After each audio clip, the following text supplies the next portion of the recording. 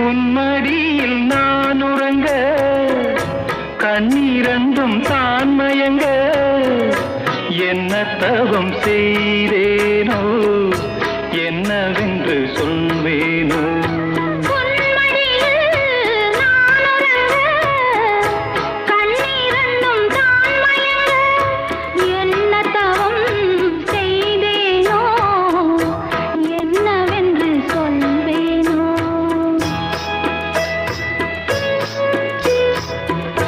ஏழ் பிறப்பும் இணைந்திருக்கும்